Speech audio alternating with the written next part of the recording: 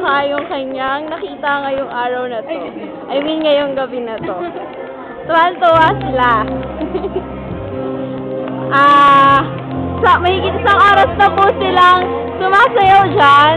Kita nyo naman po, sila lang ang nasa floor. See? Oh.